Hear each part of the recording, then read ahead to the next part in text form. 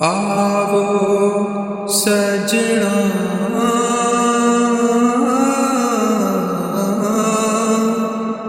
हो दर्शन दिखा तेरा राम हो दर्शन देखा तेरा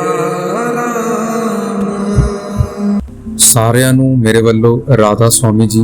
ਤੁਸੀਂ ਜਿੱਥੇ ਵੀ ਹੋਵੋਗੇ ਸਤਿਗੁਰ ਦੇ ਭਾਣੇ ਦੇ ਵਿੱਚ ਹੋਵੋਗੇ, ਇਹੀ ਮੈਂ ਉਸ ਰੱਬ ਤੋਂ ਦੁਆ ਕਰਦਾ ਹਾਂ। ਅੱਜ ਜਿਵੇਂ ਕਿ ਆਪਾਂ ਜਾਣਦੇ ਹਾਂ ਕਿ 7 ਸਤੰਬਰ 2025 ਨੂੰ ਬਾਬਾ ਜੀ ਨੇ ਆਪਣੀ ਮੌਜ ਕਰਕੇ ਅੱਜ ਸਤਸੰਗ ਬਿਆਸ ਦੇ ਵਿੱਚ ਫਰਮਾਇਆ। ਅੱਜ ਮੀਂਹ ਬਹੁਤ ਪੈ ਰਿਹਾ ਸੀ, ਬਾਰਿਸ਼ ਹੋ ਰਹੀ ਸੀ ਤੇ ਉਸ ਦੇ ਵਿਚਾਲੇ ਹੀ ਸੰਗਤ ਨੇ ਜਦ ਬਾਬੇ ਦੇ ਦਰਸ਼ਨ ਕੀਤੇ ਤਾਂ ਉਹ ਰੌਣਕ ਜਿਹੜੀ ਹੈ ਉਹ ਚਿਹਰੇ ਦੇ ਉੱਤੇ ਆ ਗਈ। ਅੱਜ ਬਾਬਾ ਜੀ ਨੇ ਚੇਤਾਵਨੀ ਦਾ ਸ਼ਬਦ ਲਿੱਤਾ। ਸਵਾਮੀ ਜੀ ਮਹਾਰਾਜ ਨੇ ਜਿਹੜਾ ਸਾਨੂੰ ਸਮਝਾਇਆ, ਅੱਜ ਦੀ ਬਾਣੀ ਸੀ, ਜਗ ਮੇਂ ਘੋਰ ਅੰਧੇਰਾ ਭਾਰੀ, ਤਨ ਮੇਂ ਧਮਕਾ ਭੰਡਾਰਾ। ਜਿਹੜੇ ਲੋਕੀ ਸਤਸੰਗ ਦੇ ਵਿੱਚ ਨਹੀਂ ਆ ਸਕੀ ਹੈ ਜਿਹੜੀ ਸੰਗਤ, ਮੈਂ ਉਸ ਦੇ ਵਾਸਤੇ ਇਹ ਸਤਸੰਗ ਤਿਆਰ ਕੀਤਾ ਹੈ ਤੇ ਆਪਣੀ ਲੈਂਗੁਏਜ ਦੇ ਵਿੱਚ ਇਹਨਾਂ ਨੂੰ ਸਮਝਾਉਣ ਦੀ ਕੋਸ਼ਿਸ਼ ਕੀਤੀ ਹੈ ਤੇ ਤੁਸੀਂ ਇਹਨਾਂ ਨੂੰ ਮੋਟੀਵੇਸ਼ਨ ਦੇ ਤੌਰ ਤੇ ਉੱਤੇ सुन सकते हो जी। जग में कोर अंधेरा पारी, तन में तम का भंडारा। स्वामी जी महाराज इस बाणी दे विच सानू चेता रहे हैं, वो सानू की समझाने की कोशिश कर रहे हैं। वो शुरुआत करते हैं, जग में घोर अंधेरा भारी, तन में तमका भंडारा। ਉਹ ਸਾਨੂੰ ਸਮਝਾ ਰਹੇ ਹਨ ਕਿ ਦੇਖੋ, ਜੇ ਆਪਾਂ ਦੁਨੀਆ ਦੀ ਸ਼ਕਲਾਂ ਪਦਾਰਥਾਂ ਦੇ ਉੱਤੇ ਵੇਖਦੇ ਹਾਂ ਤਾਂ ਸਾਨੂੰ ਖਿਆਲ ਆਉਂਦਾ ਹੈ ਕਿ ਜੇ ਦੁਨੀਆ ਤਾਂ ਇੰਨੀ ਚਕਾਚੌਂਧ ਦੇ ਵਿੱਚ ਹੈਗੀ ਆ, ਦੁਨੀਆ ਤਾਂ ਇੰਨਾ ਮਸ਼ਗੂਲ ਹੈ, ਇੰਨੀ ਲਾਈਟਾਂ ਹਨ, ਇੰਨਾ ਪ੍ਰਕਾਸ਼ ਹਨ, ਫਿਰ ਕਿਹੜੇ ਅੰਧੇਰੇ ਦੀ ਗੱਲ ਕਰ ਰਹੇ ਹਨ। ਤਾਂ ਸਵਾਮੀ ਜੀ ਮਹਾਰਾਜ ਸਾਨੂੰ ਸਮਝਾ ਰਹੇ ਹਨ, ਇਹ ਭਾਰ ਦੇ ਚਾਨਣ ਦੀ ਗੱਲ ਨਹੀਂ ਹੈ। ਇਹ ਅੰਧੇਰਾ ਜਿਹੜਾ ਹੈ ਉਹ ਅੰਦਰਲਾ ਅੰਧੇਰਾ ਹੈ। ਉਹ ਕਿਹੜਾ ਅੰਧੇਰਾ ਹੈ? ਉਹ ਅੰਧੇਰਾ ਹੈ ਅਗਿਆਨਤਾ ਦਾ ਅੰਧੇਰਾ, ਉਹ ਅਹੰਕਾਰ ਦਾ ਅੰਧੇਰਾ, ਉਹ ਵਿਸ਼ੇ ਵਿਕਾਰੋ ਦਾ ਅੰਧੇਰਾ, ਜਿਹੜਾ ਆਪਾਂ ਆਪਣੀ ਦੁਨੀਆ ਦੇ ਵਿੱਚ ਆਪਣੀ ਜ਼ਿੰਦਗੀ ਦੇ ਵਿੱਚ ਬਣਾਈ ਬੈਠੇ ਆ ਭਾਈ। ਉਹ ਅੰਧੇਰਾ ਜਿਹੜਾ ਹੈ ਉਹ ਸਾਨੂੰ ਦਿਖਾਈ ਨਹੀਂ ਦਿੰਦਾ, ਕਿਉਂਕਿ ਸਾਡਾ ਜਿਹੜਾ ਮੁੱਖ ਹੈ ਉਹ ਬਾਹਰਲੇ ਵਾਸਤੇ ਹੈ, ਅੰਦਰ ਤਾਂ ਆਪਾਂ ਕਦੇ ਵੜਿਆ ਹੀ ਨਹੀਂ, ਤਾਂ ਕਰਕੇ ਸਾਨੂੰ ਉਹ ਅੰਧੇਰਾ ਦਿਖਾਈ ਨਹੀਂ ਦਿੰਦਾ। ਲੇਕਿਨ ਸਪਿਰਿਚੁਅਲ ਕੰਟੈਕਸਟ ਦੇ ਉੱਤੇ ਜਦ ਆਪਾਂ ਅਧਿਆਤਮਿਕ ਪੁਆਇੰਟਸ ਦੇ ਉੱਤੇ ਉਹਨਾਂ ਨੂੰ ਦੇਖਦੇ ਹਾਂ ਤਾਂ ਸਾਨੂੰ ਦਿਖਾਈ ਦਿੰਦਾ ਹੈ ਕਿ ਉਹ ਜਿਹੜਾ ਅੰਧੇਰਾ ਹੈ ਉਹ ਸਾਡੀ ਜ਼ਿੰਦਗੀ ਦੇ ਵਿੱਚ ਵੜਿਆ ਹੋਇਆ ਹੈ।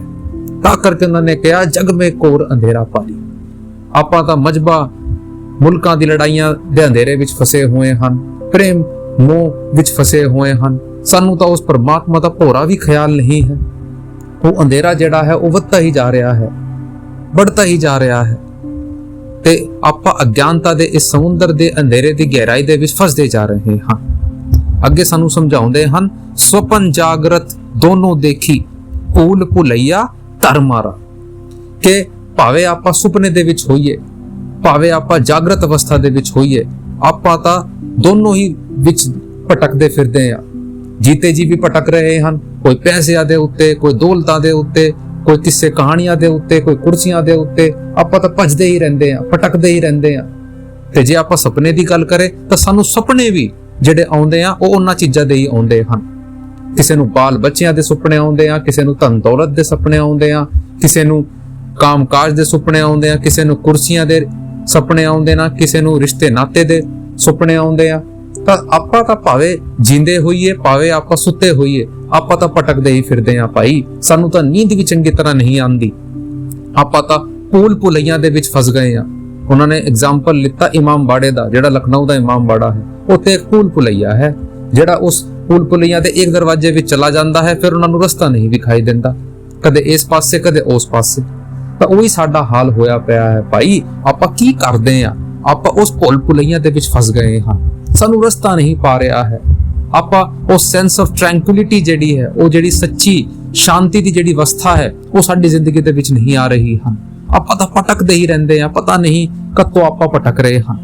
ਫਿਰ ਅੱਗੇ ਸਾਨੂੰ ਸਮਝਾਉਂਦੇ ਹਨ, ਜੀਵ ਅਜਾਨ ਭਇਆ ਪਰਦੇਸੀ, ਦੇਸ ਬਿਸਰ ਗਿਆ ਨਿਜ ਸਾਰਾ।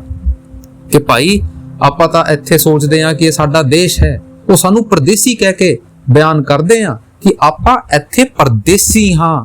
आपा इत्थे दे वासी नहीं हाँ, हम वासी उस देश के जहां जात कुल नाही। ते हम उस देश तो आए हन जिथे जात, जिथे धर्म, जिथे आइडेंटिटी जिहड़ी है वो कोई मैटर नहीं करदी। इत्थे जिहड़े धरती दे उत्ते आपां हैगे आ, ये तां परम है, ये तां ओ साडा कन्फ्यूजन है, एक इल्यूजन है, एक भरम है कि ये साडा देश है। ये देश साडा देश नहीं, ये कौम साडी कौम नहीं, ये मजहब साडा मजहब नहीं। देश बिसर गया निज प्यारा, जिहड़ा साडा देश था वो तां आपां बिसर के आ गए हन, वो तां आपां छोड़ के आ गए हन। आपां तां इस संसार दे विच तुक दे विच फसे होए हन। नानक साहब की सानू समझाउंदे हन, नानक दुखिया सब संसार, ये जिहड़ा संसार है ये दुखां दे नाल भरा होया है। अगे सानू समझाउंदे हन, फिरे भटकता खान खान में, जूनी जूनी बिच झक मारा। सानू समझाउंदे हन कि भाई तू पता नहीं कितनी जूनों से, 84 लाख जूनियों से तू इस विच फंसिया होया है, भटकदा फिर रहा है, मारा मारा फिर रहा है, तेनू कुछ रास्ता नहीं मिल रहा है, तू बस चलदा ही जा रहा है, रास्ता नहीं, अपनी मंजिल मकसूद जिहड़ी है वो जिहड़ी फाइनल डेस्टिनेशन है उस दे उत्ते नहीं पहुंच रहा है। दुखां दे विच फसिया होया है ते इदे ही फसिया होया है। बाबा फरीद सानू समझाउंदे हन, मैं जाना दुख मुझको, दुख सुवाया जग, ऊपर चढ़ के देखिया कर कर ए अग, ऊपर चढ़ के देखिया कर कर ए अग। सानू समझाउंदे हन कि मैं तां सोचदा सी कि मैं ही दुखी हां, संता महात्मा नूं किहड़ी चीज दा दुख हो सकदा है, रोटी पानी दा दुख हो सकदा है। लेकिन जब मैं दुनिया दे वल वेखदा हां, उत्थे तां बड़े बड़े राजे महाराजे तक दुखी हन, भटकदे फिर रहे हन। ये जिहड़ी अग है ये तां हर घर दे विच है, भावे गरीब होवे भावे अमीर होवे, दोनों ही इस अग दे विच जल रहे हन। सहजो भाई अगे समझाउंदी है, धनवंते दुखिया सभी, निर्धनते दुखदा रूप। कि सब तो बड़ा दुख तो उन धनवंतरियों को है, उन बड़े बड़े साहूकारों को है जिहड़े धन दे विच फसे हुए हन। किसे नूं है कि मेरा धन ना चला जावे, किसे नूं है मेरा तन ना चला जावे, किसे नूं अपने बाल बच्चे जाण दा दुख है, कोई दवाइयां लेके सो रहा है। ते जिहड़ा निर्धनता है ओदा सिर्फ दुख दा रूप है, लेकिन ये जिहड़ी अग है वो तां हर घर दे विच है। अगे सानू समझाउंदे हन, दम दम दुखी कष्ट बहुत भोगे, सुने कौन अब बहुआरा। कि आपा इस दुख नूं झेलदे झेलदे, इस दुख नूं विसरदे विसरदे आपा तां हार गए हन, सानू रस्ता नहीं पा रहा हन। आपा तां उस मंजिले मकसूद तो इन्ने पीछे हो गए हन, उस परमात्मा तो इन्ने पीछे हो गए हन कि सानू हुण ओ दिखाई भी नहीं दिंदा, आपा ओदा जिक्र भी नहीं करदे। दम दम दुखी कष्ट बहुत भोगे, बस दुखी हो के हम कष्ट भोग रहे हन। भाई दुख दा कोई अंत नहीं है कोई जेड़ा बंदा जो इत्थे खड़ा होके कह सके कि ओनू दुख नहीं है? सारियां नू आपां नू कुछ ना कुछ दुख है। किसे नू हेल्थ दा दुख है, किसे दी सेहत नहीं है, किसे दे कोले पैसा है तो किसे दे कोले नींद नहीं है, जिस दे कोले नींद है उस दे कोले पैसा नहीं है, किसे दे कोले कुछ नहीं, किसे दे कोले कुछ नहीं। कि साडे विचों कोई खड़ा होके कह सकदा है, कोई लिख सकदा है कि भाई मैं पूरा संतुष्ट हां अपने जीवन तो? क्योंकि आपा जेड़ा मन दा कुआ साडा है उस दी गहराई नू कोई नहीं नाप सकदा। आपा उस गहराई दे विच फसे हुए हन, इस कष्ट नू भोग रहे हन, साडा पार उतारा नहीं हो सकता। सुने अब कौन बहुआरा, कि इस दुख को अब सुनेगा कौन? आपा तां हार चुके हन, साडा कोई हिसाब किताब नहीं है। अगे सानू समझाउंदे हां, करे पुकार कारगार नहीं, पड़े नड़क में जनधारा। कि भाई जद आपां कर्म करदे आ, जद आपां सोचते नहीं, फिर बाद च आपां सोचते हैं कि सानू कोई माफ कर दूगा। तुसी मैनू सोचो, दुनिया दा ही जड़ा आपां एग्जाम्पल लैके देख लईए, जे कोई इंसान कोई कतल कर दिंदा है, कोई पाप कर दिंदा है, कि जज दे सामने वो किन्ना ही रो ले पिट ले, उन्हां दे हथ पैर जोड़ ले कि जज उन्नू माफ कर दूगा? भाई कदे नहीं कर सकदा। जे दुनिया दी रीत दे थल्ले आपां नहीं बच सकदे, आपां की सोचते हैं उस जेड़ा सुप्रीम पावर है, जेड़ा सब तो वड्डा ताकत है, जेड़ा सब तो वड्डा अदालत है, वो परमात्मा दी अदालत, उत्थे आपे बच जावांगे भाई। फिर उत्थे नरक दे विच जाके जेड़ा जमदूत है वो सानू सजा दिंदे हां, फिर आपां चिल्लांदे हां, चीखदे हां, पुकार करदे हां, लेकिन साडी कोई नहीं सुनदा। करदे वक्त कर्म करदे वक्त साडा कोई ख्याल नहीं हुंदा, हुण सानू ख्याल आ जांदा है, फिर आपां भीख मंगदे हां, सानू बचा लिओ। ਉਹ ਭਾਈ ਜਿਉਂਦੇ ਜੀ ਤਾਂ ਤੂੰ ਉਸ ਚੀਜ਼ ਦੇ ਵਿੱਚ ਨਹੀਂ ਫਸ ਰਿਹਾ, ਜਿਉਂਦੇ ਜੀ ਤਾਂ ਤੂੰ ਉਸ ਨਾਮ ਦੀ ਕਦਰ ਨਹੀਂ ਕਰ ਰਿਹਾ, ਤਾਂ ਫਿਰ ਬਾਅਦ ਚ ਜਾ ਕੇ ਫਿਰ ਪਛਤਾੜਾ ਹੀ ਹੋ ਜਾਊਗਾ ਭਾਈ, ਫਿਰ ਹੋਰ ਕੁਝ ਨਹੀਂ ਹੋਣ ਲੱਗਾ। ਬਾਣੀ ਆਉਂਦੀ ਹੈ, ਇਸ ਪੌੜੀ ਸੇ ਜੋ ਨਰ ਚੁਕੇ ਸੋ ਆਏ ਜਾਏ ਦੁੱਖ ਪਾਏਦਾ, ਕਿ ਇਹ ਪਤਾ ਨਹੀਂ ਕਿੰਨੇ ਜਨਮਾਂ ਤੋਂ ਬਾਅਦ ਸਾਨੂੰ ਇਹ ਜਨਮ ਮਿਲਿਆ ਹੈ ਉਸ ਪਰਮਾਤਮਾ ਦੀ ਮਿਹਰ ਕਰਕੇ।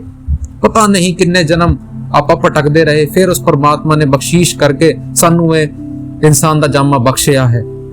ਲੇਕਿਨ ਉਹ ਸਾਨੂੰ ਚੇਤਾ ਵੀ ਰਹੇ ਹਨ, ਵਾਰਨਿੰਗ ਵੀ ਦੇ ਰਹੇ ਹਨ ਕਿ ਇਹ ਲਾਸਟ ਸਿੱਡੀ ਹੈ। ਜੇ ਇੱਥੇ ਤੋਂ ਵੀ ਸਾਡਾ ਪੈਰ ਫਿਸਲ ਗਿਆ, ਪਤਾ ਨਹੀਂ ਕਿਤੇ ਜਾ ਕੇ ਸਹਾਰਾ ਮਿਲੂਗਾ, ਕਿਸ ਜੂਨੀ ਦੇ ਵਿੱਚ ਜਾ ਕੇ ਆਪਾਂ ਡਿਗਾਂਗੇ। ਕਹਿੰਦੇ ਆ ਇਸ ਪੌੜੀ ਸੇ ਜੋ ਨਰ ਚੁੱਕੇ, ਕਿ ਜੋ ਇਸ ਤੋਂ ਚੂਕ ਗਿਆ, ਜੋ ਇਸ ਦੇ ਵਿੱਚ ਭਜਨ ਸਿਮਰਨ ਨਹੀਂ ਕੀਤਾ, ਫਿਰ ਪਤਾ ਨਹੀਂ ਕਿੱਥੇ ਜਾਏਗਾ, ਆਂਦਾ ਰਹੇਗਾ ਜਾਂਦਾ ਰਹੇਗਾ, ਮੁਕਤੀ ਨਹੀਂ ਮਿਲ ਸਕਦੀ। ਕਬੀਰ ਸਾਹਿਬ ਸਾਨੂੰ ਸਮਝਾਉਂਦੇ ਹਨ, ਮਾਨੁਸ਼ ਜਨਮ ਦੁਰਲਭ ਹੈ ਮਿਲੇ ਨਾ ਬਾਰ-ਬਾਰ, ਕਿ ਇਹ ਜਿਹੜਾ ਮਨੁੱਖ ਜਨਮ ਹੈ ਇਹ ਬਹੁਤ ਹੀ ਵੈਲਿਊਏਬਲ ਹੈ, ਇਹਦਾ ਕੋਈ ਮੋਲ ਨਹੀਂ ਹੈ ਭਾਈ। ਪਤਾ ਨਹੀਂ ਫਿਰ ਕਦੇ ਮਿਲੇ ਨਾ ਮਿਲੇ, ਇਹ ਬਾਰ-ਬਾਰ ਨਹੀਂ ਮਿਲਦਾ। ਉਸ ਪਰਮਾਤਮਾ ਨੇ ਸਾਨੂੰ ਬਖਸ਼ਿਸ਼ ਕੀਤੀ ਹੈ, ਸਾਨੂੰ ਇਹ ਇਨਸਾਨ ਦਾ ਜਾਮਾ ਬਖਸ਼ਿਆ ਹੈ, ਸਾਨੂੰ ਕਦਰ ਕਰਨ ਦੀ ਲੋੜ ਹੈ ਭਾਈ, ਕਦਰ ਕਰਨ ਦੀ ਲੋੜ ਹੈ। ਇਸ ਘਰ ਸੇ ਉਸ ਘਰ ਜਾਓ, ਕਿ ਸਾਨੂੰ ਇਸ ਘਰ ਸੇ ਉਸ ਆਪਣੇ ਸੱਚੇ ਘਰ ਦੀ ਤਰਫ ਜਾਣਾ ਹੈ, ਜਿੱਥੇ ਉਹ ਸੱਚਾ ਪ੍ਰਕਾਸ਼ ਦਿਖਾਈ ਦਿੰਦਾ ਹੈ, ਜਿੱਥੇ ਉਹ ਸੱਚੀ ਧੁਨ ਸੁਣਾਈ ਦਿੰਦੀ ਹੈ, ਜਿੱਥੇ ਉਹ ਪਰਮਾਤਮਾ ਆਪ ਬੈਠਾ ਹੋਇਆ ਹੈ। ਅੱਗੇ ਬਾਣੀ ਆਉਂਦੀ ਹੈ, ਕਰੇ ਪੁਕਾਰ ਕਾਰਗਾਰ ਨਹੀਂ, ਕਿ ਤੂੰ ਪੁਕਾਰ ਕਰਦਾ ਰਹੇਗਾ ਫਿਰ ਕੁਝ ਕੰਮ ਨਹੀਂ ਹੋਣ ਲੱਗੀ ਭਾਈ, ਜੇ ਇਸ ਜਨਮ ਦੇ ਵਿੱਚ ਤੂੰ ਭਜਨ ਸਿਮਰਨ ਨਹੀਂ ਕੀਤਾ।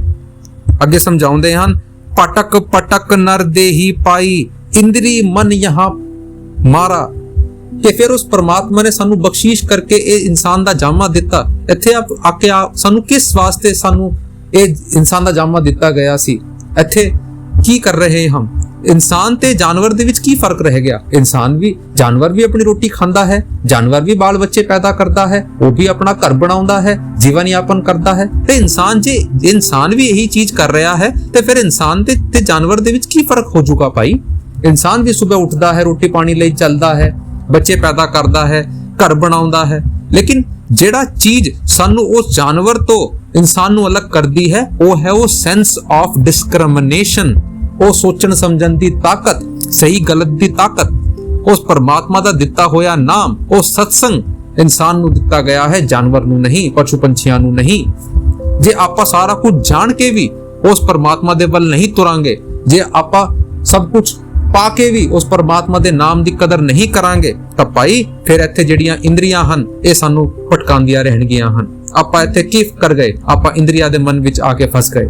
ਕੋਈ ਕਾਮ ਦੀ ਇੰਦਰੀ ਦੇ ਵਿੱਚ ਫਸ ਗਿਆ, ਕੋਈ ਕ੍ਰੋਧ ਵਿੱਚ, ਕੋਈ ਮੋਹ ਵਿੱਚ, ਕੋਈ ਕੁਝ ਵਿੱਚ, ਕੋਈ ਕੁਝ ਵਿੱਚ। ਕੀ ਆਪਾਂ ਸਮਝ ਰਹੇ ਹਨ ਕਿ ਆਪਾਂ ਇਨਸਾਨ, ਆਪਾਂ ਨੇ ਤਾਂ ਆਪਣੀ ਜ਼ਿੰਦਗੀ ਜਾਨਵਰ ਤੋਂ ਵੀ ਘਟੀਆ ਬਣਾਉਂਦੇ ਜਾ ਰਹੇ ਹਨ, ਇੰਨਾ ਪਾਪ ਕਰੀ ਜਾ ਰਹੇ ਹਨ ਜਿਹੜੇ ਕਿ ਜਾਨਵਰ ਵੀ ਕਰਨ ਤੋਂ ਪਹਿਲਾਂ ਡਰਦੇ ਹਨ।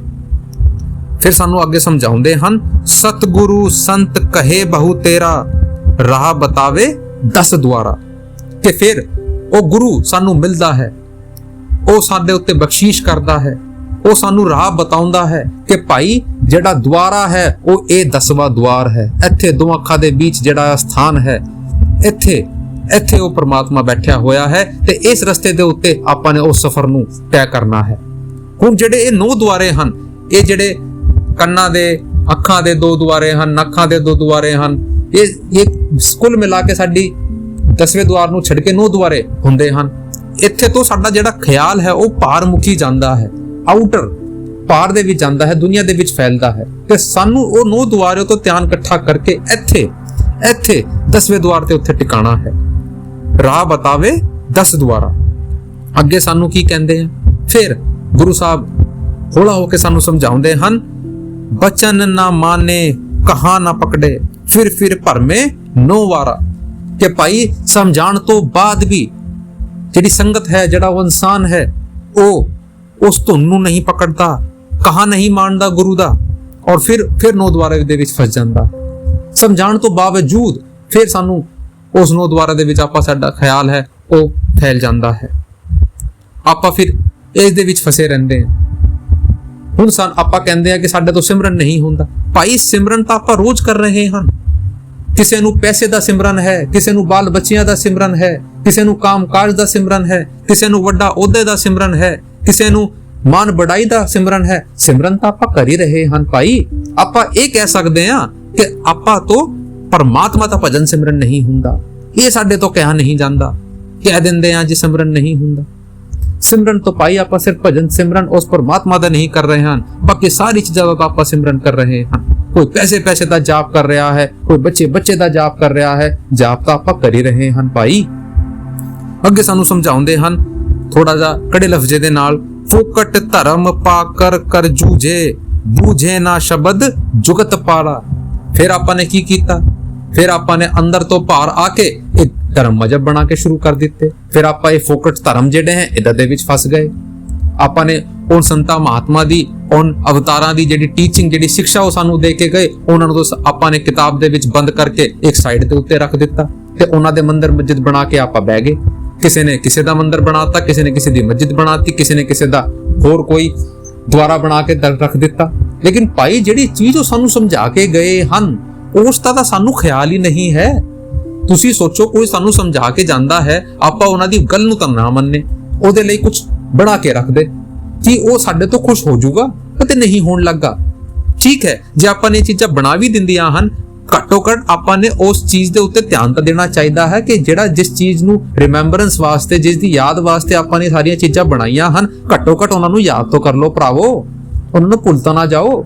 ਕੋਈ ਵੀ ਹੋਵੇ, ਕੋਈ ਵੀ ਸੰਤ ਹੋਵੇ, ਪਤਾ ਨਹੀਂ ਕਿਹੜੀ ਜਾਤ ਦੇ ਵਿੱਚ ਆਇਆ, ਕਿਹੜੇ ਧਰਮ ਦੇ ਵਿੱਚ ਆਇਆ, ਆਪਾਂ ਨੇ ਤੋਂ ਕੁਝ ਨਹੀਂ ਲੈਣਾ। ਜੇ ਆਪਾਂ ਉਹ ਚੰਗੀ ਚੀਜ਼ ਸਮਝਾ ਕੇ ਗਏ ਹਨ, ਸਾਨੂੰ ਉਸ ਦੇ ਉੱਤੇ ਧਿਆਨ ਦੇਣਾ ਹੈ। ਉਸ ਦੇ ਉੱਤੇ ਤਾਂ ਆਪਾਂ ਧਿਆਨ ਹੀ ਨਹੀਂ ਦਿੰਦੇ, ਇਹਨਾਂ ਦੇ ਵਿੱਚ ਫਸ ਕੇ ਬਹਿ ਜਾਂਦੇ ਹਾਂ। ਮੇਰਾ ਧਰਮ ਇਹ ਕਹਿੰਦਾ ਹੈ, ਮੇਰੀ ਜਾਤ ਇਹ ਕਹਿੰਦੀ ਹੈ, ਮੇਰਾ ਕਲਚਰ ਇਹ ਕਹਿੰਦਾ ਹੈ। ਉਹ ਭਰਾਵਾ, ਇਹਨਾਂ ਦੇ ਨਾਲ ਕੁਝ ਨਹੀਂ ਹੋਣ ਲੱਗਾ ਜਿੰਨਾ ਚਿਰ ਤੂੰ ਉਸ ਚੀਜ਼ ਨੂੰ ਆਪਣੇ ਅੰਦਰ ਦੇ ਉੱਤੇ ਅਮਲ ਨਹੀਂ ਲਾਵੇਗਾ।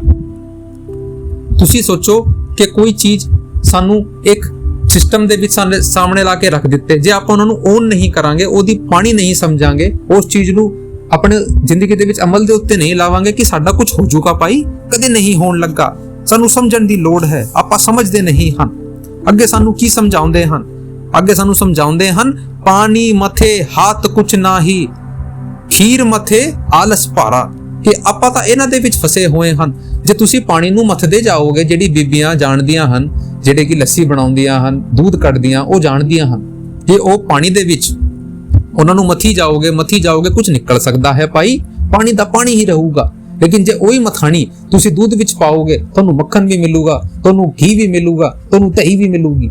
ਉਹੀ ਸਾਡਾ ਹਾਲ ਹੈ ਭਾਈ। ਆਪਾਂ ਤਾਂ ਇਹਨਾਂ ਚੀਜ਼ਾਂ ਵਿੱਚ ਫਸ ਕੇ, ਇਹਨਾਂ ਦੇ ਰਿਚੁਅਲ, ਇਨ ਕਰਮ ਕਾਂਡ ਦੇ ਵਿੱਚ ਫਸ ਗਏ, ਇਹ ਪੂਜਾ ਤਪ ਪਾਠ ਸਰੋਵਰ ਦੇ ਵਿੱਚ ਫਸ ਕੇ ਆਪਾਂ ਤਾਂ ਸੋਚ ਰਹੇ ਹਾਂ ਸਾਡੀ ਜ਼ਿੰਦਗੀ ਬਦਲ ਜੂਗੀ। ਨਹੀਂ ਬਦਲਣ ਲੱਗੀ ਭਾਈ। ਉਸੇ ਸਰੋਵਰ ਦੇ ਵਿੱਚ ਜਾਨਵਰ ਵੀ ਨਹਾਉਂਦਾ ਹੈ, ਉਸੇ ਸਰੋਵਰ ਦੇ ਵਿੱਚ ਚਿੜੀਆਂ ਵੀ ਨਹਾਉਂਦੀਆਂ ਹਨ, ਉਸੇ ਸਰੋਵਰ ਦੇ ਵਿੱਚ ਪਤਾ ਨਹੀਂ ਕਿੰਨੇ ਕੀਟ ਕੀਟਾਣੂ ਰਹਿੰਦੇ ਆ। ਜੇ ਉਹਨਾਂ ਦੇ ਵਿੱਚੋਂ ਚੜਾਈ ਹੋਣੀ ਹੁੰਦੀ, ਸਭ ਤੋਂ ਪਹਿਲਾਂ ਤਾਂ ਉਹ ਮਛਲੀਆਂ ਦੀ ਹੋਣੀ ਸੀ, ਉਹ ਮਗਰਮੱਛ ਦੀ ਹੋਣੀ ਸੀ, ਜਿਹੜਾ ਉਸ ਦੇ ਵਿੱਚ ਸਾਰਾ ਸਾਲ ਰਹਿੰਦਾ ਹੈ।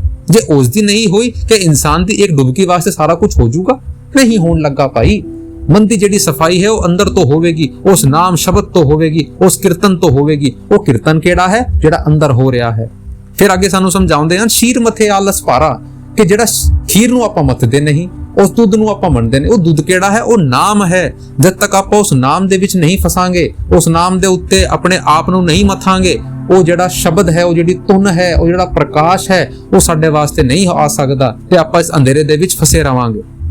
ਅੱਗੇ ਸਾਨੂੰ ਸਮਝਾਉਂਦੇ ਹਨ, ਜੀਵ ਅਭਾਗ ਕਹੂੰ ਮੈਂ ਕਿਆ ਕਿਆ, ਬਾਹਰ ਭਰਮੇ ਬਹੁ ਜਾਰਾ। ਕਿ ਭਾਈ ਹੋਰ ਮੈਂ ਕੀ ਸਮਝਾ ਸਕਦਾ ਹਾਂ। ਫਿਰ ਵੀ ਜੀਵ ਨੇ ਭਾਰ ਕੇ ਜਿਹੜੇ ਭਰਮ ਹੈ ਉਹਦੇ ਵਿੱਚ ਹੀ ਫਸਿਆ ਰਹਿਣਾ ਹੈ। ਜਦ ਤੱਕ ਆਪਾਂ ਆਪਣੇ ਭਾਰ ਦੇ ਭਰਮ ਨੂੰ ਨਹੀਂ ਮਿਟਾਵਾਂਗੇ, ਅੰਦਰ ਦੀ ਕਮਾਈ ਨਹੀਂ ਕਰਾਂਗੇ, ਸਾਡਾ ਕੁਝ ਨਹੀਂ ਬਣਨ ਲੱਗਾ। ਅੱਗੇ ਸਾਨੂੰ ਸਮਝਾਉਂਦੇ ਹਨ, ਅੰਤਰ ਮੁਖ ਜੋ ਸ਼ਬਦ ਕਮਾਈ, ਤਾਮੇ ਮਨ ਕੋ ਨਹੀਂ ਗਾਰਾ। ਕਿ ਜਿਹੜਾ ਵੀ ਅੰਤਰਮੁਖ ਹੋ ਕੇ, ਬਾਹਰਮੁਖੀ ਨਹੀਂ, ਅੰਤਰਮੁਖ ਹੋ ਕੇ ਉਹ ਸ਼ਬਦ ਦੀ ਕਮਾਈ ਕਰੇਗਾ, ਉਸ ਪਰਮਾਤਮਾ ਦੀ ਕਮਾਈ ਕਰੇਗਾ। ਭਾਵੇਂ ਆਪਾਂ ਕਿਸੇ ਵੀ ਧਰਮ ਦੇ ਹੋਈਏ, ਭਾਵੇਂ ਆਪਾਂ ਕਿਸੇ ਵੀ ਜਾਤ ਦੇ ਹੋਈਏ, ਉਸ ਪਰਮਾਤਮਾ ਦੇ ਦਰਬਾਰ ਦੇ ਵਿੱਚ ਇਹਨਾਂ ਦੀ ਕੋਈ ਪਛਾਣ ਨਹੀਂ ਹੈ। ਉੱਥੇ ਜੇ ਪਛਾਣ ਹੋਵੇਗੀ, ਉਹ ਸ਼ਬਦ ਦੀ ਪਛਾਣ ਹੋਵੇਗੀ, ਉਸ ਨਾਮ ਦੀ ਪਛਾਣ ਹੋਵੇਗੀ।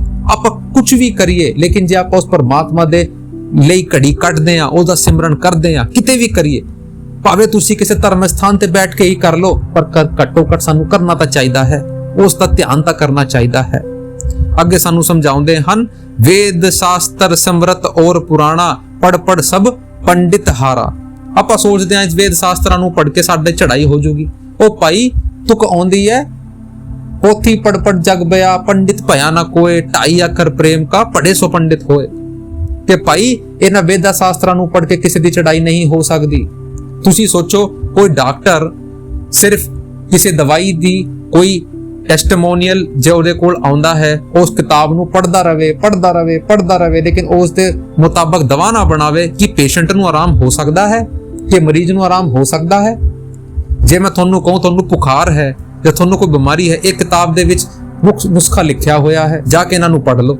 ਕੀ ਪੜਨ ਦੇ ਨਾਲ ਤੁਹਾਡਾ ਬੁਖਾਰ ਉਤਰ ਜੂਗਾ, ਤੁਹਾਡੀ ਬਿਮਾਰੀ ਠੀਕ ਹੋ ਜੂਗੀ? ਨਹੀਂ ਹੋਣ ਲੱਗੀ। ਜਦ ਤੱਕ ਆਪਾਂ ਉਸ ਕਿਤਾਬ ਦੇ ਮੁਤਾਬਕ ਆਪਾਂ ਕੋਈ ਨੁਸਖਾ ਨਹੀਂ ਬਣਾਵਾਂਗੇ, ਉਸ ਦੇ ਵਿੱਚ ਆਪਾਂ ਇੰਸਟਰਕਸ਼ਨ ਲੈ ਕੇ ਉਸ ਚੀਜ਼ ਨੂੰ ਨਹੀਂ ਬਣਾਵਾਂਗੇ, ਫਿਰ ਉਹਨਾਂ ਨੂੰ ਦਵਾਈ ਨੂੰ ਆਪਣੇ ਸਰੀਰ ਦੇ ਵਿੱਚ ਨਹੀਂ ਪਾਵਾਂਗੇ, ਤਦ ਤੱਕ ਸਾਡੀ ਬਿਮਾਰੀ ਦੂਰ ਨਹੀਂ ਹੋਣ ਲੱਗੀ। ਉਹੀ ਸਾਡਾ ਹਾਲ ਹੈ। ਆਪਾਂ ਸੋਚਦੇ ਹਾਂ ਆਪਾਂ ਨੇ ਇੰਨਾ ਪਾਠ ਕਰ ਲਿੱਤਾ, ਇੰਨੀ ਚੌਪੜੀਆਂ ਪੜ ਲਿੱਤੀ, ਇੰਨੀ ਵਾਰੀ ਆਪਾਂ ਨੇ ਜਪ ਤਪ ਕਰ ਲਿੱਤਾ, ਇਹਦੇ ਵੀ ਸਾਡਾ ਕੁਝ ਹੋ ਜਾਊਗਾ? ਨਹੀਂ ਹੋਣ ਲੱਗਾ ਭਾਈ, ਨਹੀਂ ਹੋਣ ਲੱਗਾ। ਜਦ ਤੱਕ ਉਸ ਚੀਜ਼ ਨੂੰ ਆਪਾਂ ਅਮਲ ਦੇ ਉੱਤੇ ਨਹੀਂ ਲਾਵਾਂਗੇ, ਉਸ ਚੀਜ਼ ਨੂੰ ਆਪਣੇ ਅਮਲ ਦੇ ਉੱਤੇ ਲਾਓ। ਤੁਹਾਨੂੰ ਜਿਹੜੀ ਵੀ ਧਰਮ ਦੀ ਕਿਤਾਬ ਸਮਝ ਆਉਂਦੀ ਹੈ ਉਹਨੂੰ ਸਮਝੋ ਤੇ ਆਪਣੀ ਜ਼ਿੰਦਗੀ ਦੇ ਅਮਲ ਦੇ ਉੱਤੇ ਲਾਓ, ਫਿਰ ਉਹ ਤੁਹਾਡਾ ਜਿਹੜਾ ਪ੍ਰਕਾਸ਼ ਹੈ ਉਹ ਤੁਹਾਡੇ ਸਾਹਮਣੇ ਆਊਗਾ, ਫਿਰ ਉਹ ਜਿਹੜੀ ਸੱਚਾਈ ਹੈ ਉਹ ਤੁਹਾਡੇ ਸਾਹਮਣੇ ਆਊਗੀ। ਜਦ ਤੱਕ ਨਹੀਂ ਆਣ ਲੱਗੀ, ਪੜ੍ਹਦੇ ਰਹੋ, ਭਟਕਦੇ ਰਹੋ। ਜਿੰਨਾ ਤੁਸੀਂ ਸੋਚ ਰਹੇ ਹੋ ਕਿ ਮੈਂ ਇਹਨਾਂ ਨੂੰ ਕਿਤਾਬਾਂ ਨੂੰ ਲਾਈਨ ਲਗਾ ਦਿਓ, ਆਪਣੇ ਘਰ ਦੇ ਵਿੱਚ ਲਾਇਬ੍ਰੇਰੀ ਨੂੰ ਬਣਾ ਦਿਓ, ਨਹੀਂ ਹੋਣ ਲੱਗਾ ਭਾਈ, ਨਹੀਂ ਹੋਣ ਲੱਗਾ। ਇਹ 84 ਦਾ ਜੇਲ੍ਹ ਖਾਨਾ ਹੈ। ਇਹਦੇ ਵਿੱਚ ਉਮਰ ਵੀ ਥੋੜੀ ਹੈ, ਇਹਦੇ ਵਿੱਚ ਮਤ ਵੀ ਥੋੜੀ ਹੈ। ਸਾਨੂੰ ਸਮਝਣ ਦੀ ਲੋੜ ਹੈ।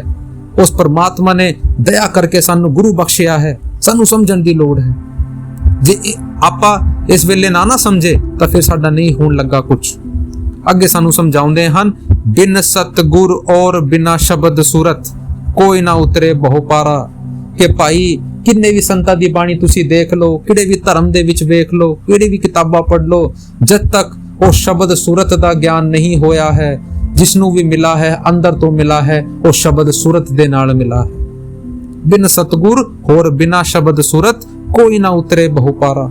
ਕੋਈ ਨਹੀਂ ਉਤਰ ਸਕਦਾ, ਕੋਈ ਨਹੀਂ ਉਤਰ ਸਕਦਾ। ਇਹ ਜਿਹੜੇ ਕਰਮ ਕਾਂਡ ਹਨ, ਇਹ ਸਾਡੇ ਕਰਮ ਚੰਗੇ ਬਣਾ ਸਕਦੇ ਹਨ। ਸਾਨੂੰ ਅੱਗੇ ਜਾ ਕੇ ਰਾਜਾ ਮਹਾਰਾਜਾ ਬਣ ਕੇ ਆ ਜਾਵਾਂਗੇ, ਚੰਗਾ ਦਾਨ ਕਰਾਂਗੇ, ਰਾਜਾ ਮਹਾਰਾਜੇ ਬਣ ਕੇ ਆ ਜਾਵਾਂਗੇ। ਗਲਤ ਕੰਮ ਕਰਾਂਗੇ, ਹੋਰ ਦੁੱਖਾਂ ਮੁਸੀਬਤਾਂ ਝੇਲਣੀ ਪਊਗੀ, ਪਰ ਸਾਡੀ ਮੁਕਤੀ ਨਹੀਂ ਹੋ ਸਕਦੀ, ਸਾਡਾ ਪਾਰ ਉਤਾਰਾ ਨਹੀਂ ਹੋ ਸਕਦਾ। ਜੇ ਆਪਾਂ ਸੱਚੀ ਵਿੱਚ ਉਹ ਪਾਰ ਉਤਾਰਾ ਚਾਹੁੰਦੇ ਆ ਤਾਂ ਸਾਨੂੰ ਭਾਈ ਸ਼ਬਦ ਦੀ ਕਮਾਈ ਕਰਨੀ ਪਊਗੀ। ਹੋਰ ਕੋਈ ਚੈਪਟਰ, ਹੋਰ ਕੋਈ ਲੈਸਨ ਆਪਾਂ ਨੂੰ ਇਸ ਤੋਂ ਪਾਰ ਨਹੀਂ ਉਤਾਰ ਸਕਦਾ। ਇਹੀ ਉਹ ਸ਼ਬਦ ਹੈ, ਇਹੀ ਉਹ ਨਾਮ ਹੈ ਜਿਹੜਾ ਸਾਨੂੰ ਚਾਰੋਂ ਜੁਗਾਂ ਨੂੰ ਤਾਰਦਾ ਹੋਇਆ ਆਇਆ ਹੈ। ਇਹ ਨਾਮ ਸੰਤੋਖਿਆ ਉਤਰੇ ਮਨ ਕੀ ਭੁੱਖ। ਇਹੀ ਉਹ ਨਾਮ ਹੈ ਜਿਹੜਾ ਉਸ ਮਨ ਦੀ ਭੁੱਖ ਨੂੰ ਮਿਟਾ ਸਕਦਾ ਹੈ, ਹੋਰ ਕੋਈ ਨਹੀਂ ਉਤਾਰ ਸਕਦਾ। ਪੜੇ ਰਹੀਏ ਇਨ ਜਪ ਤਪ ਦੇ ਵਿੱਚ, ਭਟਕਦੇ ਰਹੀਏ, ਕਦੇ ਇਸ ਥਾਵਾਂ ਤੇ ਕਦੇ ਉਸ ਥਾਵਾਂ ਤੇ, ਸਾਡਾ ਕੁਝ ਨਹੀਂ ਬਣਨ ਲੱਗਾ, ਨਾ ਕਿਸੇ ਦਾ ਬਣਿਆ ਹੈ ਨਾ ਕਿਸੇ ਦਾ ਬਣੂਗਾ।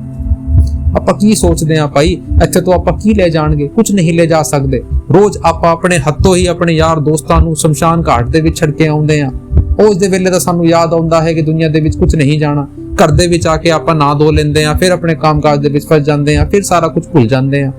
ਉਹ ਭਾਈ, ਉਹ ਭਰਾਵਾ, ਮੌਤ ਤਾਂ ਤੁਹਾਨੂੰ ਵੀ ਆਣੀ ਹੈ, ਸਾਰਿਆਂ ਨੂੰ ਆਣੀ ਹੈ। ਰੋਜ਼ ਆਪਾਂ ਦੇਖ ਰਹੇ ਹਨ। ਹੁਣ ਤਾਂ ਸਾਨੂੰ ਸਮਝਣ ਦੀ ਲੋੜ ਹੈ। ਜੇ ਆਪਾਂ ਨਹੀਂ ਸਮਝਾਂਗੇ ਤਾਂ ਫਿਰ ਹੋਰ ਕੌਣ ਸਮਝੂਗਾ ਭਾਈ? ਪਸ਼ੂ ਪੰਛੀ ਤਾਂ ਸਾਨੂੰ ਸਮਝਾਉਣ ਵਾਸਤੇ ਨਹੀਂ ਆਉਣਗੇ। ਉਹ ਪਰਮਾਤਮਾ ਗੁਰੂ ਦਾ ਰੂਪ ਲੈ ਕੇ ਸਾਡੇ ਸਾਹਮਣੇ ਆਉਂਦਾ ਹੈ, ਆਪਾਂ ਫਿਰ ਵੀ ਨਹੀਂ ਸਮਝ ਰਹੇ ਤਾਂ ਫਿਰ ਭਾਈ ਹੋਰ ਕਿਹੜੀ ਟੈਕਨੋਲੋਜੀ ਹੈ ਜੋ ਤੁਹਾਨੂੰ ਸਮਝਾ ਸਕਦੀ ਹੈ? ਅੱਗੇ ਸਾਨੂੰ ਸਮਝਾਉਂਦੇ ਹਨ, ਯਹੀ ਪਾਤ ਭਾਕੀ ਮੈਂ ਚੁਨ ਕਰ ਅਬ ਤੋ ਮਾਨੋ ਗੁਰੂ ਪਿਆਰਾ। ਅਬ ਤੋ ਮਾਨੋ ਗੁਰੂ ਪਿਆਰਾ, ਕਿ ਮੈਂ ਚੁਣ ਚੁਣ ਕਰ ਤੁਹਾਨੂੰ ਸਮਝਾਇਆ ਹੈ, ਫਿਲਟਰ ਆਊਟ ਕਰਕੇ ਉਹ ਸਟੇਟਮੈਂਟ ਤੁਹਾਡੇ ਸਾਹਮਣੇ ਰੱਖੀ ਹੈ। ਹੁਣ ਤਾਂ ਤੁਹਾਨੂੰ ਸਮਝਣ ਦੀ ਲੋੜ ਹੈ। ਜੇ ਹੁਣ ਵੀ ਤੁਸੀਂ ਨਾ ਸਮਝੋਗੇ ਫਿਰ ਤੁਹਾਡਾ ਕੁਝ ਨਹੀਂ ਹੋਣ ਲੱਗਾ। ਅਬ ਤੋਂ ਮਾਨੋ ਗੁਰੂ ਪਿਆਰਾ। ਸੰਗਤ ਤੋਂ ਬੇਨਤੀ ਕਿ ਭਾਈ ਹੁਣ ਤਾਂ ਸਮਝੋ, ਹੁਣ ਤਾਂ ਆਪਣੇ ਜੀਵਨ ਦੇ ਵਿੱਚ ਇਸ ਚੀਜ਼ ਨੂੰ ਅਮਲ ਦੇ ਉੱਤੇ ਲਾਓ, ਹੁਣ ਤਾਂ ਉਸ ਪਰਮਾਤਮਾ ਨੂੰ ਉਸ ਲੈਵਲ ਦੇ ਉੱਤੇ ਲੈ ਕੇ ਜਾਓ, ਹੁਣ ਤਾਂ ਉਸ ਸ਼ਬਦ ਕਮਾਈ ਕਰੋ, ਉਹ ਤੋਂ ਸ਼ਬਦ ਆਪਣੇ ਵਾਸਤੇ ਲੈ ਕੇ ਆਓ। ਅੱਗੇ ਸਾਨੂੰ ਸਮਝਾਉਂਦੇ ਹਨ ਆਖਰੀ ਤੁਕ ਦੇ ਵਿੱਚ, ਰਾਧਾ ਸੁਆਮੀ ਕਹਾ 부ਝਾਈ ਸੁਰਤ ਚੜਾਓ नभ द्वारा। ਤੇ ਭਾਈ ਰਾਧਾ ਸੁਆਮੀ ਕਹਾ 부ਝਾਈ। स्वामी जी महाराज ਸਾਨੂੰ ਅੱਗੇ ਸਮਝਾਉਂਦੇ ਹਨ ਕਿ ਭਾਈ ਸੁਰਤ ਚੜਾਓਗੇ, ਸ਼ਬਦ ਦੇ ਵਿੱਚ ਬੈਠੋਗੇ, ਉਹ ਸੁਰਤ ਚੜੂਗੀ ਤਾਂ ਜਾ ਕੇ ਉਸ ਪਰਮਾਤਮਾ ਦੀ ਪ੍ਰਾਪਤ ਹੋਵੇਗੀ। ਨਹੀਂ ਤਾਂ ਭਾਈ ਇੱਥੇ ਦੇ ਇੱਥੇ ਰਹਿ ਜਾਣਗੇ। ਪਤਾ ਨਹੀਂ ਫਿਰ ਜਨਮ ਮਿਲੇ ਨਾ ਮਿਲੇ, ਫਿਰ ਉਹ ਬਖਸ਼ਿਸ਼ ਹੋਵੇ ਜਾਂ ਨਾ ਹੋਵੇ। ਸਾਨੂੰ ਨਹੀਂ ਪਤਾ ਇਹ ਸਾਡਾ ਕਿਹੜਾ ਜਨਮ ਹੈ, ਆਖਰੀ ਜਨਮ ਹੈ, ਇਸ ਤੋਂ ਪਹਿਲਾਂ ਆਪਾਂ ਕੀ ਸੀ, ਇਸ ਤੋਂ ਬਾਅਦ ਆਪਾਂ ਕੀ ਬਣ ਜਾਣਗੇ। ਨਾਲੋਂ ਹੀ ਨਾਲ ਸਾਨੂੰ ਚੰਗਾ ਇਨਸਾਨ ਵੀ ਬਣਨਾ ਹੈ। ਗੁਰੂ ਦੇ ਉੱਤੇ ਬਤਾਈ ਹੋਈ ਸਾਰੀ ਚੀਜ਼ਾਂ ਨੂੰ ਆਪਾਂ ਅਮਲ ਦੇ ਉੱਤੇ ਲੈ ਕੇ ਆਣਾ ਹੈ। ਜੇ ਆਪਾਂ ਅਮਲ ਦੇ ਉੱਤੇ ਨਹੀਂ ਲੈ ਕੇ ਆਵਾਂਗੇ, ਉਸ ਸ਼ਬਦ ਦੀ ਕਮਾਈ ਨਹੀਂ ਕਰਾਂਗੇ, ਭਾਈ ਆਏ ਜਾਏ ਸੁੱਖ ਦੁੱਖ ਪਾਈਦਾ, ਫਿਰ ਇੱਥੇ ਸਿਰਫ ਗੱਲਾਂ ਹੀ ਰਹਿ ਜਾਣਗੀਆਂ ਤੇ ਗੱਲਾਂ ਦੇ ਨਾਲ ਕੁਝ ਨਹੀਂ ਹੋਣ ਲੱਗਾ। ਸਾਨੂੰ ਸਮਝਣ ਦੀ ਲੋੜ ਹੈ। ਆਪਾਂ ਕਿਤੇ ਤੋਂ ਵੀ ਮੋਟੀਵੇਸ਼ਨ ਲਈਏ, ਕਿਸੇ ਤੋਂ ਵੀ ਲਈਏ, ਸਾਨੂੰ ਚੰਗਾ ਇਨਸਾਨ ਬਣਨਾ ਹੈ, ਸਾਨੂੰ ਸ਼ਬਦ ਕਮਾਈ ਕਰਨੀ ਹੈ। ਤੁਸੀਂ ਪੈਸਾ ਕਮਾਉਣਾ ਚਾਹੁੰਦੇ ਹੋ, ਪੈਸਾ ਕਮਾਓ, जोड़ा कुछ भी करना चाहते हो करो, लेकिन उस परमात्मा ਨੂੰ ਨਾ ਭੁੱਲੋ। उस परमात्मा ਨੂੰ ਕਦੇ ਗਲਤ ਨਾ ਕਹੋ। ਉਹ परमात्मा ਹੀ ਸਾਡੀ ਬਾਹ ਫੜੂਗਾ और ਸਾਰਿਆਂ ਨੇ ਸਾਥ ਛੱਡ ਜਾਣਾ ਹੈ। ਨਾ ਕੋਈ ਇੱਥੇ ਸਾਡੇ ਕਿਸੇ ਨੇ ਸਾਥ ਦਿੱਤਾ ਹੈ, ਨਾ ਕੋਈ ਸਾਥ ਦੇਊਗਾ। ਜੇ ਆਖਰੀ ਦੇ ਵਿੱਚ ਕਿਸੇ ਨੇ ਸਾਥ ਦੇਣਾ ਹੈ ਤਾਂ ਉਸ परमात्मा ਨੇ ਸਾਡਾ ਸਾਥ ਦੇਣਾ ਹੈ। ਜੇ ਆਪਾਂ ਹੁਣ ਵੀ ਨਹੀਂ ਸਮਝੇ ਤਾਂ ਭਾਈ ਫਿਰ ਕਦੇ ਨਹੀਂ ਸਮਝ ਸਕਦੇ। ਇਸ ਤੋਂ ਖੋਲ ਕੇ ਹੋਰ ਸਾਨੂੰ ਨਹੀਂ ਸਮਝਾ ਸਕਦਾ। ਸਾਨੂੰ ਸਮਝਣ ਦੀ ਲੋੜ ਹੈ। ਸਾਰਿਆਂ ਦੇ ਅੱਗੇ ਇਹੀ ਬੇਨਤੀ ਹੈ ਕਿ स्वामी जी महाराज ने सानू किया है, राधा स्वामी कहा बुझाई, सुरत चढ़ाओ नभ द्वारा, सुरत चढ़ाओ नभ द्वारा। हुण सानू समझण दी लोड़ है। ये बेनती है, जिन्ना मैं तो कोशिश हुई मैं इस बाणी नू तुहाडे अगे रखिया है। तुसी मोटिवेशन के तौर ते उत्ते जिहड़ी सुनी है, यही बेनती है, सानू गुरु वाला बनना है, भजन सिमरन करना है, तो उस परमात्मा दे अगे सानू ਇਹੋ ਜਿਹਾ ਬਣਨਾ ਹੈ ਕਿ ਜਦ ਸਾਡੀ ਪੇਸ਼ੀ ਉਸ ਪਰਮਾਤਮਾ ਦੇ ਅੱਗੇ ਹੋਵੇਗੀ, ਸਾਡੀ ਨਜ਼ਰ ਨੀਚੇ ਨਾ ਹੋਵੇ, ਉਹ ਪਰਮਾਤਮਾ ਸਾਨੂੰ ਜਾਂਦੇ ਹੀ ਗੱਲ ਲਾ ਲਵੇ, ਜਿੰਦੇ ਜੀ ਵੀ ਤੇ ਜਾਣ ਤੋਂ ਬਾਅਦ ਵੀ। ਉਹੀ ਸਾਡੀ ਸੱਚੀ ਕਮਾਈ ਹੋਵੇਗੀ, ਉਹੀ ਸਾਡਾ ਸੱਚਾ ਧਰਮ ਹੋਵੇਗਾ, ਉਹੀ ਸਾਡੀ ਜਾਤ ਹੋਵੇਗੀ, ਉਹੀ ਸਾਡਾ ਵਿਸ਼ਵਾਸ ਹੋਵੇਗਾ। ਉਸ ਪਰਮਾਤਮਾ ਨੇ ਸਾਡੀ ਜ਼ਿੰਦਗੀ ਦੇ ਵਿੱਚ ਇਹ ਬਖਸ਼ਿਸ਼ ਕੀਤੀ ਹੈ ਕਿ ਸਾਨੂੰ ਸਤਸੰਗ ਨਾਲ ਜੋੜਿਆ ਹੈ, ਗੁਰੂ ਦੇ ਨਾਲ ਜੋੜਿਆ ਹੈ। ਇਸ ਤੋਂ ਵੱਡੀ ਬਖਸ਼ਿਸ਼ ਹੋਰ ਕੋਈ ਨਹੀਂ ਹੋ ਸਕਦੀ। ਸਾਨੂੰ ਕਦਰ ਕਰਨੀ ਹੈ ਤੇ ਆਪਣੇ ਘਰ ਦੇ ਵਿੱਚ ਉਹ ਮਾਹੌਲ ਬਣਾਉਣਾ ਹੈ, ਚੰਗਾ ਇਨਸਾਨ ਬਣਨਾ ਹੈ ਤੇ ਇੱਕ ਬੈਲੈਂਸ ਬਣਾਉਂਦੇ ਹੋਏ ਆਪਣੀ ਜ਼ਿੰਦਗੀ ਦੇ ਵਿੱਚ ਆਪਣੇ ਸਾਰਿਆਂ ਨੂੰ ਵਕਤ ਦੇਣਾ ਹੈ ਤੇ ਭਜਨ ਸਿਮਰਨ ਨੂੰ ਵੀ ਨਾਲ-ਨਾਲ ਅੱਗੇ ਵਧਾਉਣਾ ਹੈ। राधा स्वामी जी। यही बात बाकी मैं चुन कर अब तो मानो गुरु प्यारा, राधा स्वामी कहा बुझाई, सूरत चढ़ाओ नभ द्वारा।